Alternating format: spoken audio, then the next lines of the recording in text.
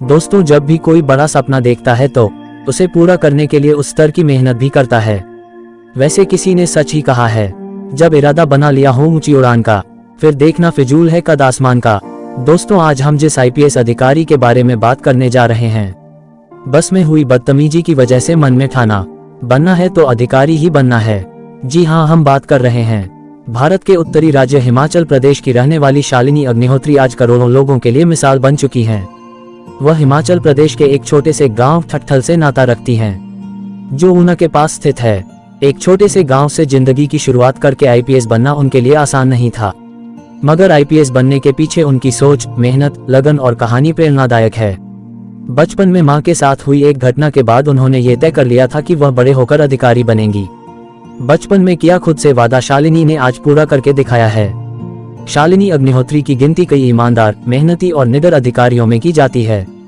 IPS बनने के बाद उन्होंने कई नशे के सौदागरों को अपना निशाना बनाया और कई अपराधियों को सलाखों के पीछे किया। जब शालिनी अग्निहोत्री छोटी थी तब वह अपनी मां के साथ एक बस में बैठी थी। शालिनी तो आराम से बैठी थी, मगर उनकी मां को पूरे रास्ते परेशानी सहकर सफर करना पड़ा था।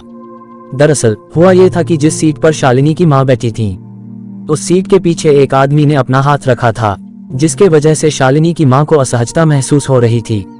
उनकी मां ने कई बार उस आदमी को टोका, मगर वह नहीं माना। बदतमीजी के साथ अंत में उस आदमी ने यह कहा था कि तुम क्या कहीं की डीसी हो, जो हम तुम्हारी बात मान लेंगे।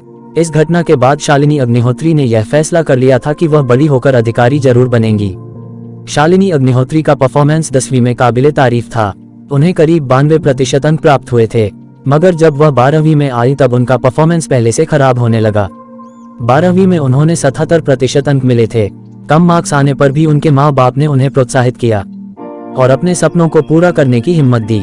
शालिनी ने 12वीं कक्षा की शिक्षा धर्मशाला में स्थित डीएवी स्कूल से प्राप्त की थी। इसके बाद उन्होंने हिमाचल प्रदेश एग्रीकल्चर यूनिवर्सिटी से कृषि क्षेत्र में ग्रेजुएशन किया था। अपना सपना पूरा करने के लिए शालिनी ने ग्रेजुएशन के साथ यूपीएससी की तैयारी भी की। वह अपने घर वालों को बिना बताए यूपीएससी एग्जाम की तैयारी में लगी रहती थीं।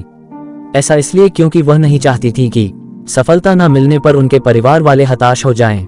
शालिनी अग्निहोत्री ने यूपीएससी की तैयारी के लिए कभी कोचिंग नहीं की। मई 2011 में यूपीएससी का परीक्षा देने के बाद 2012 में उनके इंटरव्यू का परिणाम सामने आ गया था। इस परीक्षा में शालिनी अग्निहोत्री 285वें स्थान पर थीं। शालिनी अग्निहोत्री की पढ़ाई लिखाई में कभी किसी चीज की कमी नहीं आई। उनके पिता बस कंडक्टर थे, मगर अपने बच्चों के पढ़ाई लिखाई के लिए वह बहुत मेहनत किया करते थे। उनकी मेहनत का ही परिणाम है कि उनके बच्चे अपने करियर में सफल हुए। शालिनी जहां आईपीएस ऑफिसर बनी, वहीं उनकी बड़ी बहन डॉक्टर हैं और भाई आर्मी में हैं। इसलिए कहा जाता है कि मेहनत इतनी शांति से करो कि किसी को पता भी ना चले, लेकिन जब कामयाबी कदम चूमे तो दुनिया में तहलका मचा दे। कुछ इसी तरह इन्होंने अपने सपनों का साकार किया।